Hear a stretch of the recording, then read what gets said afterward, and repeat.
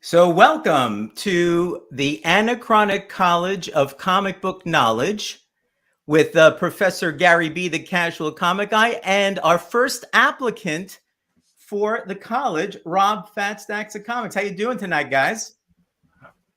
Doing well. Thank you, Joe. Rob, you doing okay? You ready? Yeah, I guess. We'll find out. Rob, it's a throwback to when you were a kid and you're worried you want to get into the best college that exists. And that, of course, is the Anachronic College of Comic Book Knowledge. So let me tell people what this is about. It was a much easier program to get into than when I was trying to apply to West Point. Well, you know what? That's true. That's true. I didn't need a congressional nomination to get. And that was tough. I was trying to get into the Coast Guard Academy, but I missed because I was young and inexperienced. I missed the cutoff date. Wow. So that was that. But I wanted to be a Coast Guard man and protect our shores. Anyway, so let me tell people what this is all about, and we'll say hi to people in the chat in a moment. But the Anachronic College of Comic Book Knowledge was a brainstorm of mine that I came up with about 2 years ago. And as people know, I have had for the last couple of years mystery boxes for charity, and we've raised some money for charity, which is really good. But I realized there are a lot of charities out there that I don't really know about and that people feel really, really attached to and think are important. So I said to myself, well, why didn't I start something where we can have some fun and have people be able to win some money for their favorite charity? And so basically, there'll going to be 5 questions.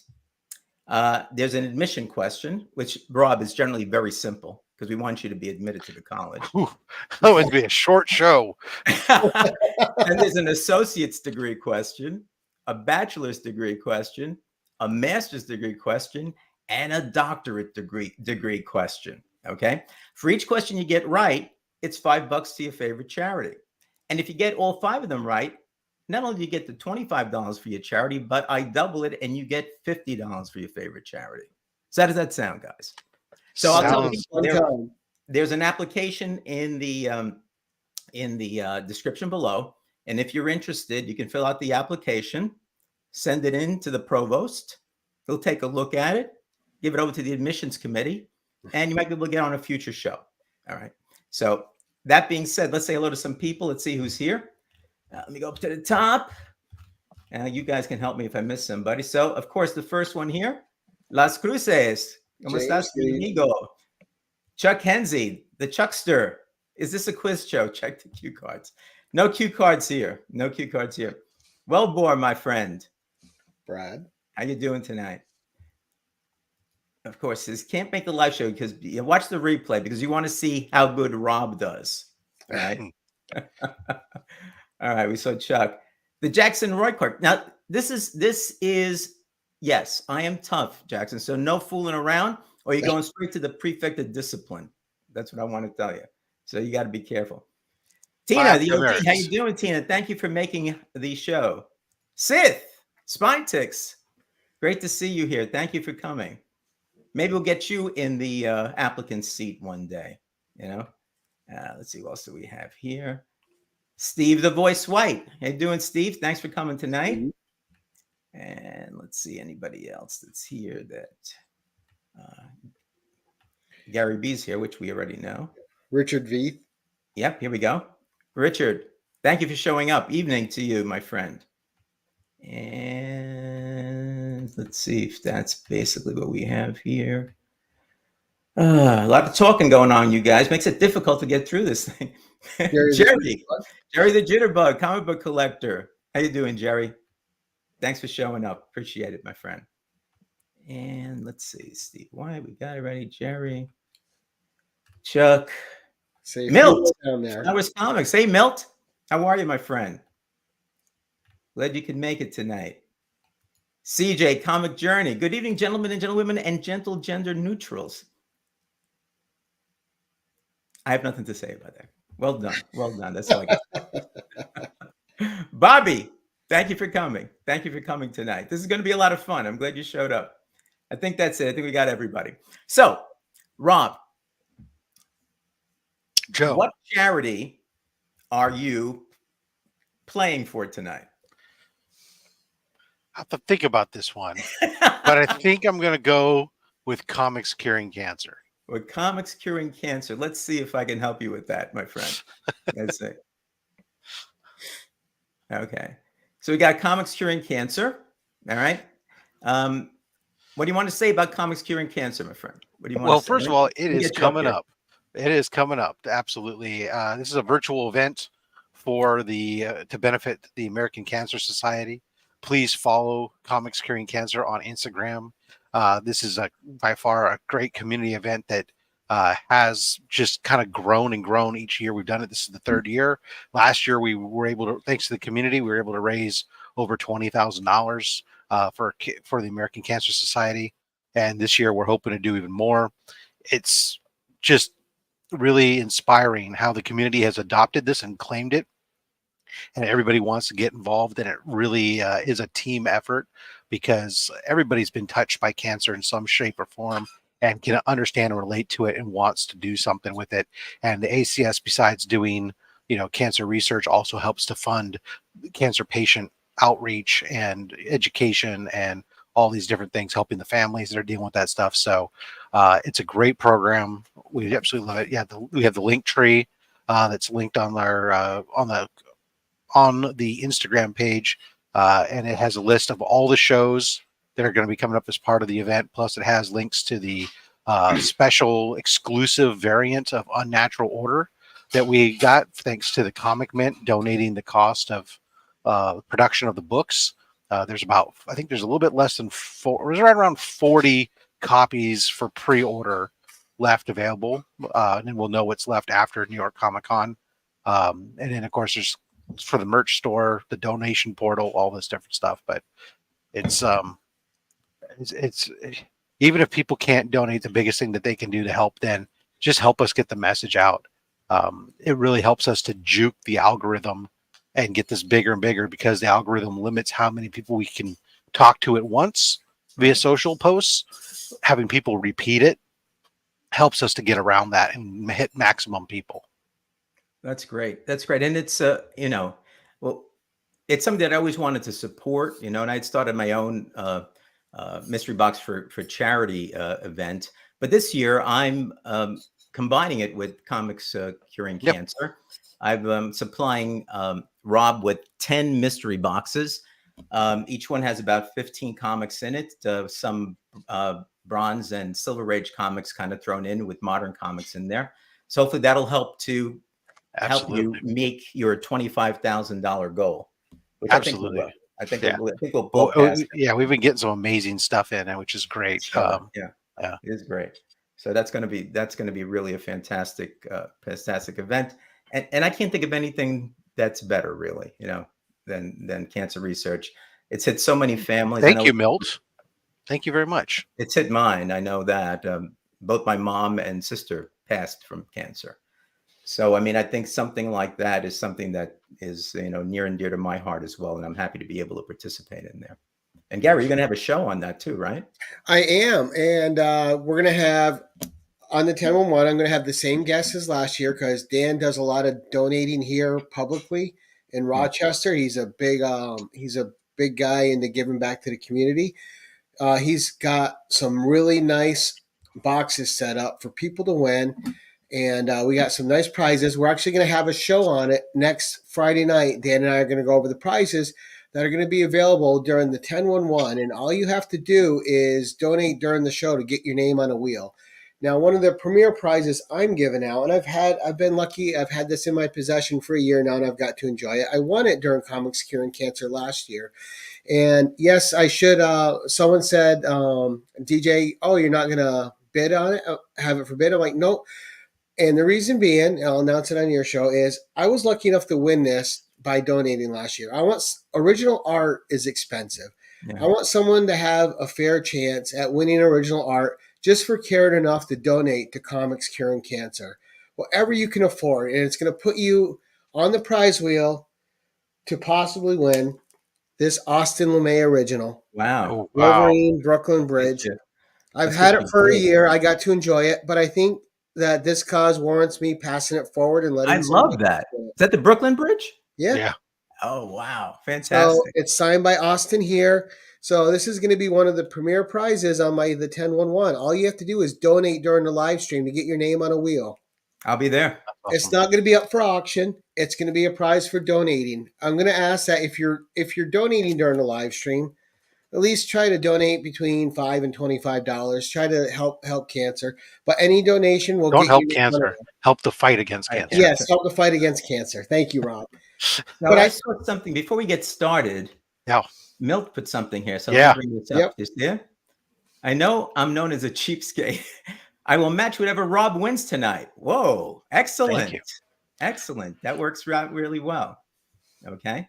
And so you can always contribute, not even waiting for the events this weekend, right, Rob? You can contribute. Yes. I saw a little Absolutely. The contribution tab is up there.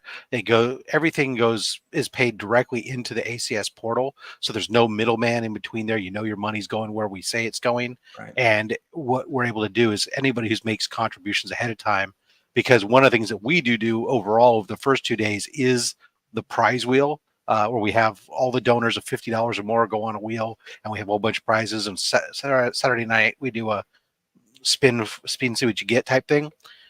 Anybody who's bids even or donates even now gets put on that donor wheel. It all gets cumulative. And there's a great video both on the Instagram as well as my YouTube that explains what is C3, the event, what is all the details of it. Yeah, I think I saw it this morning. You posted it, right? I think was it this morning or yesterday? Yesterday, yeah. Yesterday, okay. Yeah. Last night. Probably it was last night my time. It might have been close to morning time for you. I woke up at 2:30 in the morning and always put YouTube on to see what now, Joe, Get yourself back to Rob's got a sleep, good guy. question, which pertains to the rules of your show. He I'm says, sorry? "Can Rob call a friend if he doesn't know an answer?" Well, yeah, I told him he needed to give me a friend, but he said he says he's so smart and knows so much about his topic. He didn't need it. So, Rob, what's the topic? We're doing Spider-Man 2099. So I wasn't sure, aside from asking you to get Rick Leonardi and Peter David on the line, I wasn't quite sure who else I could get that was going to have any more knowledge about Spider-Man 2099 than potentially me. I think you're the boss. You're the one who has it. So what do you say? Why don't you We'll say find out. Let's get started. Let's start with. All right, Rob. So this is a no-brainer, easy question. This is your admission question, and this is the one question above all you should know. What is Spider-Man 2099's human name? Miguel O'Hara. Let's see if you got it right. There you go. Well done. All right. There's one in there. So you got $5. See, you made some money already for Comics Curing Cancer. So isn't that terrific? No, we started you out easy, Rob. Paul, so get you think it's gonna be anything else, and then watch out. It gets a little hard as we go along, but not that hard. Not that hard. Because we want to put money in to attack cancer and beat it. So we're trying to make it easy for you, Rob. So let's see how that works out. All right. So next, going for your associate's degree. So let me bring that up. Okay. So I have a little bit of a preamble for this, I think. Let's see. Okay. I'll let you get to your preamble. Boy with prodigy level intelligence, Miguel is an adolescent when he is awarded enrollment into a school for gifted youngsters in Westchester, right down the road from me, owned by a powerful mega corporation, which also controls local law enforcement agencies. What is the name of that corporation? It's Alchemex. And you are correct. The side note to all that is that the Alchemix school that he gets boarded to is alluded to be the evolution of Xavier's Institute for Gifted Youngsters, which is also down the road from me in Right. Westchester. All right, Rob. So you've got an associate's degree. Congratulations, my friend. Right? And it took you less than 2 years to get it. That is fantastic. I did. That's better than I ever made in real college, right? Just wait till we get to the question about who the 2099 seamstress is for his costume. No problem. All right. So after an associate's degree, you stay in school for a couple more years, and All right. On to the Bachelor. Let's see what we got here for you. Loaded. Now, there is some controversy over whether Spider-Man 2099's first appearance was in self-titled issue number 1, 1992, or in this key issue of Amazing Spider-Man. Yeah, we have this argument all the time because I'm on the course that tells you that it's not his first appearance, although yes, it's the first one between covers. It's just a reprint, or it's actually an early preview of the first 6 pages of Spider-Man 2099 number 1. This occurred in the 30th anniversary issue of Amazing Spider-Man 365. You are correct, sir. excellent. You must know something about this character. And for the record, Rob, I agree with you. His first appearance is issue 1, not a preview. Right. Yeah, I mean, what would you call something like that, though? Because he was in the comic book.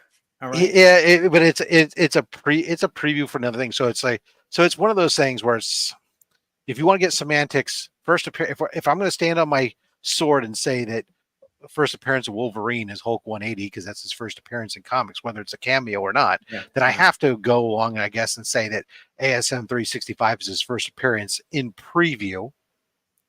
I can put the caveat on it, just like I do for anything else, just like you can say that I can say that, X-Men Annual 14 is the first published appearance of Gambit. Yeah. Right. Yeah.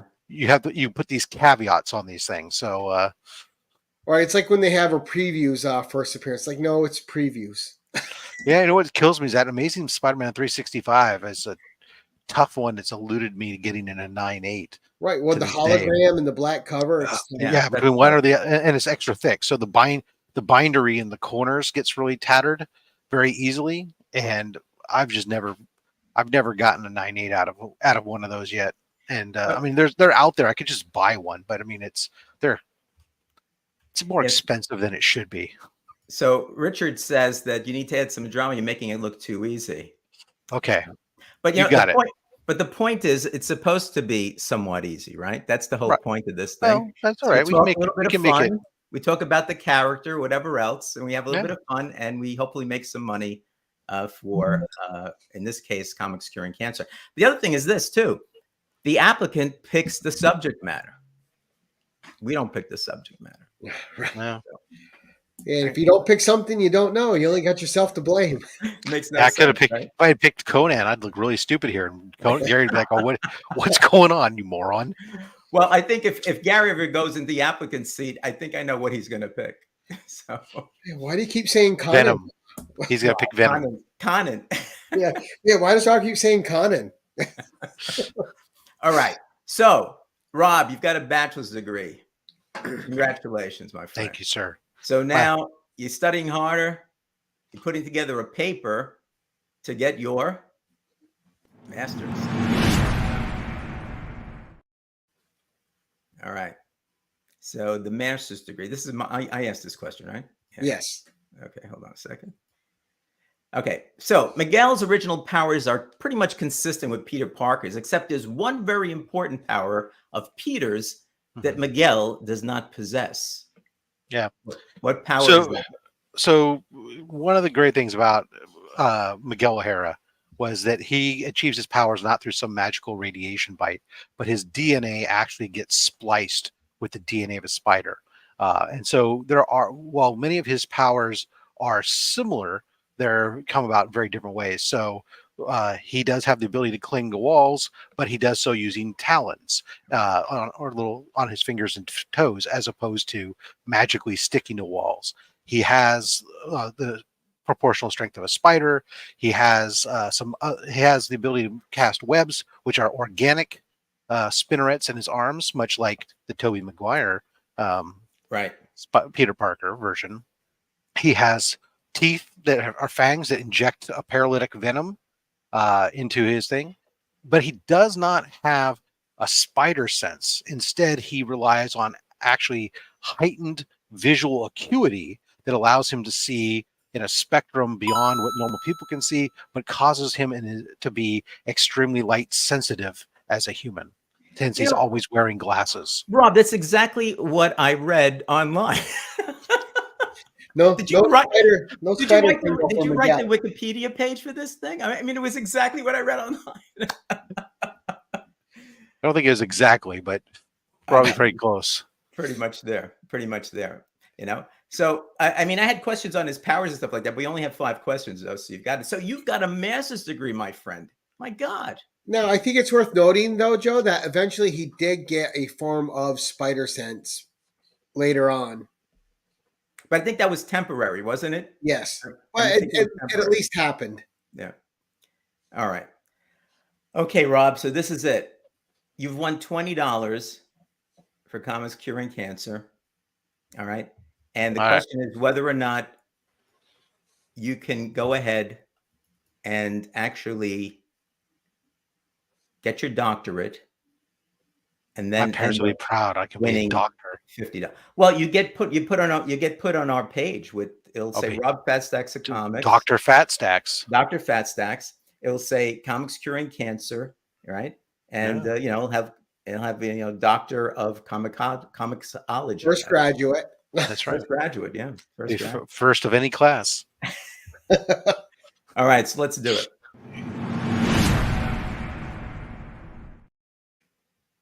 All right, Rob, here we go. Let me bring this up. This I think is a fun one. All right. Like Peter Parker of our age, Miguel O'Hara is no stranger to love triangles. No. Much like Peter Parker struggles oftentimes with Mary Jane and Felicia Hardy, the Black Cat, as love interest, Miguel O'Hara has struggled with 2 lady loves of his own. What are their names? Jesus Christ. All right. You can do it. I know I know I can. I just where to begin with untangling this web. The joy of his love life, of course, he meets at the aforementioned school. He met Xena, who he becomes friends with and eventually starts dating. And his family is not a family of faithful individuals, because his mother had cheated on him. What the heck? Man down. We just lost a comic off the wall. Ooh. Oh, jeez. Did it crack? Jumbo Comics. No, That's it's a It's a jumbo. It's a CBCS. I was just manipulating that darn holder. Anyways, so so his mother had cheated on his dad and stuff, and he then cheats on Xena. Oh. And with a woman named Dana, and he's with Dana. He gets engaged to her, and then they're together for a while. But eventually, he needs Xena still as a friend of his because she developed Layla, Lila, the computer hologram, who sort of has a crush on Miguel. So anyways, there becomes tension at some point, and as I recall, Dana ends up dying when with Venom. See, Rob, you know so much about this. You're going way beyond what we put down as an answer. I'm filling some time for you on your show. No, that's okay. That's okay. Yeah. So, anyways, Dana dies. That he loved, that fell in love with him. I didn't know that. He has a computer hologram, sort of that assists him at times, provides some information, very much like Iron Man has Friday, right? He has a computer hologram. The computer hologram was constructed by Xena, his first girlfriend. Oh, there you go. And that has a personality on its own, and it borderline expresses affection for Miguel at times, various things. But it got glitchy at one point. Xena had to come in and help. There was a bunch of tension again between Dana and Miguel. Dana thought that he was cheating on her, and then she ends up being is it Tyler Stone? I think Tyler Stone ended up showing affection towards Dana, which is really creepy because Tyler Stone turns out to be Miguel's dad. So there's a whole thing of that. Oh, and Dana. Oh, I forgot. Dana was Miguel's brother, Gabriel. Dana was his girlfriend at the time when Miguel started dating her. So it was really kind of incestuous. Of course, is Gabriel even his real brother? We don't know anymore because maybe only Gabriel's half brother because the mom was sleeping around, whatnot. But anyways, Dana dies at the hand of Venom. And then Xena becomes the main squeeze for the rest of the original series until the volume 3, where we introduce another one, where we introduce Tempest.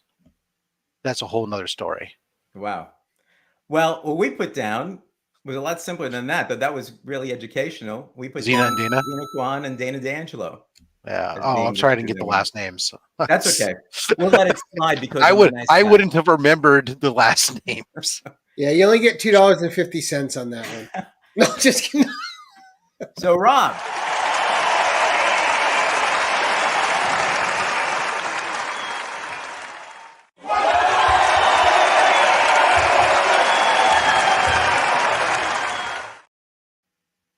Dr. Rob Fat Stax, congratulations. I'll be contributing $50 via your link there to Comics Curing Cancer. Milt will be too. And Milt will be too. Milt. Phenomenal. Yeah, so that's great. So that'll be $100. That'll be kind of nice. Doctor of 2099. Yeah. I'm telling you. There's more to it. It's not just Dr. Doom in 2099. Watch out. Dr. Fat Stax is here. Right. Yeah, now everybody's got to say Dr. Rob Fat Stax from now on, though. Just Dr. Fat Stax is fine. Dr. Fat Stax? Well, let's see. Yeah, what do we have here? Dr. Rob. I kind of like Dr. Rob a little bit better, you know? And Milt says... Yeah, it sounds like a sitcom. Milt says, well worth it. So that's great. That's great. So I think that went pretty well. Yeah. Right? I think we had a good time. Oh, yeah. You know? And Rob showed himself to be clearly have a PhD, at least in Spider-Man 2099, right, and a doctorate from the Anachronic College of Comic Book Knowledge. So, I think it worked out okay. Memory of Wikipedia. What's that? So, before we get into what we might have going here and so forth, I do want to indicate that we already have an applicant for the next show. And that applicant is going to be the Comic Vet. Ooh. Oh, nice. Chris approached me, said he was jealous of Rob. No, he said that he thought it was a great idea and he'd want to be on. So next month, tentatively scheduled for November 3rd, 9:00, though we might change that depending on Chris's schedule, if his schedule changes. We're going to have Chris the Comic Vet on, and that's going to be kind of cool. I bet you his topic is going to be Spider-Man. Yeah, that'd be my guess. And Rob, that was great, man. You didn't even need a lifeline. No, he didn't. I said you can have a lifeline, Rob, and he says, I don't need one of those. Well, no, it was more like who would. I mean, look, nobody knows. I understand I'm on an island unto myself here. I mean, there's other people who appreciate Spider-Man 2099. Don't get me wrong, but it's like, well, I don't know who I would really reach out to on that character. So yeah, that's true. I do have one Miguel O'Hara question for you, though. Sure. Okay. What did you think of his how he was represented in back in the Into the Spider-Verse? Oh, in the Spider-Verse. Okay, I thought you were going to say in the comics. I was like, oh, what, a bunch of bad stereotypes. That family. I mean, the abusive Irish father and the I didn't care for how he was portrayed in it, although I will hold judgment given that it's not a complete movie yet. We don't necessarily know what his full motivations are. for him He was acting a the way tough he's guy though in acting. that movie. He seemed like an a-hole. I don't know. Yes, Right. that's well. I mean, look. So Miguel O'Hara doesn't like become a superhero to become a superhero. Right. You know, he he was part of the problem in Nueva York in 2099. Now here's bonus. Here's where now I'm teaching to the class. Now I'll take over as Well, you've got the doctorate now, so it's yeah. okay. So in 2099, the concept is the Marvel Universe was taken over by megacorps. Corporations have taken over America. You could never see that one coming. Uh, so the government is now basically these megacorps, and Alchemex is one of those companies. And Miguel O'Hara works for them. He's one of them, and he's helping them to develop super soldiers. Imagine that in the Marvel Wow. universe, they're trying to develop super soldiers, and he's he's inspired by the heroic age, these old heroes, and Spider-Man and such, and that's where he was doing some research as a geneticist. But he just after they did an experiment, and the subject died. It wasn't like some random success. Oh, congratulations, a bomb went off and you somehow survived and now you're a superhero. Hooray. No, dude died. They were testing on a convict and the convict freaking dies. Yep. And Miguel O'Hara gets a bit of a conscience and wants to quit. But Tyler Stone, who turns out he doesn't know yet, turns out is his dad, this injects him with a drug. I can't remember the name of the drug.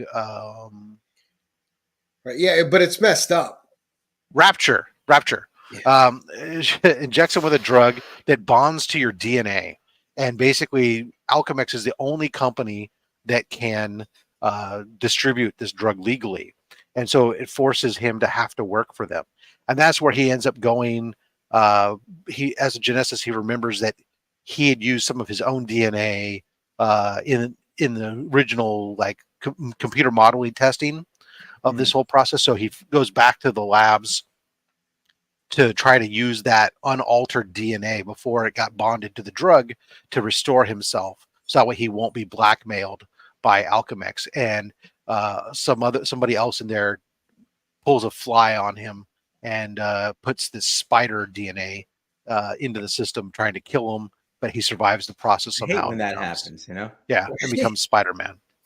It's about So yeah, I said Richard. I said it was Rapture. It took me a moment, but I got it. The name of the drug is called Rapture. And that is actually, though, I mean, out of all the 299 characters, he has a great beginning. Like, the story's great because he's not a pure hero, and he's not altruistic, and he has a tragedy, and self-preservation leads him to doing that. Most of them aren't heroes altruistically. I mean, and even once he gets the spider powers at first, he's just using them to fight Alchemex and some other stuff. He doesn't really care about helping people initially. Right. He's working on his own agenda, and it's only later on that he starts to see how people respond to him, and how they start having these positive changes start occurring. That he then embraces the heroic side and starts to become. Well, Peter Parker was the same way, right? He wanted to make money. Yeah. Right. And also to mention, a great costume design. Yeah. Of course, a Day of the Dead costume, conveniently, was the only thing of unstable molecules that he had. But yeah, I mean, the whole family thing is really convoluted with them. I mean, like I said, is like he's got this Irish dad who abused him while his Hispanic mother was cheating on her husband, and then Miguel ends up working for his real biological father, but doesn't know it. Who's becomes his bad guy, and that his half brother, Kron, is the kid who's bullying him in school and stuff, without them knowing that, and later on will become Venom. Meanwhile, Gabriel, his other half brother, later on becomes Goblin 2099. Yeah. So it's like a really kind of mess. And then of course he's sleeping. He ends up cheating on his girlfriend with his brother's girlfriend. That is, I mean, it's a dark time Right. in When we started in cheating with comics Lila, right there. that was something that they couldn't really show on in the comic books, I'm sure. Well, not them sleeping together, no, but All right. Well, listen, guys, this was great. I mean, I learned a lot just by doing the research and then hearing Dr. Right. Rob Fat Stax amplify the 2099 stuff. I have to say, you know, I kind of am with Richard, though. I wonder what that was. It was my ESPN one of the things notification. here is, besides making the money, is you learn something from somebody who really loves a particular character or series or something along those lines. It doesn't have to be a character; it could be a series. It could be a particular. You could say Marvel if you want, but that would be difficult for the applicant, I think. I like Chris Bigger's comment. What happens to 2099 stays in 2099. Yeah, right. until they blow up 2099 and because of a really hyper mess. I mean, all right. So with that, I want to say thank you to let's say thank you to our applicant and now doctorate holder, Dr. Rob Fat Stax of Comics. Thank you to Professor Gary, the casual comic guy, who came up with some of the questions that we're involved with and did a great presentation. And thank you very much to the chat, to the people that showed up to our very first show. And Milt for matching the $50. I think that's fantastic, Milt. We really appreciate it. And with that said, we will say goodbye to this show until next month when we're going to have Chris, the comic vet, on as our applicant. And I want to see if he matches Rob and becomes a doctor of comicsology. All right, guys, take care. Have a good one. Thanks for having me.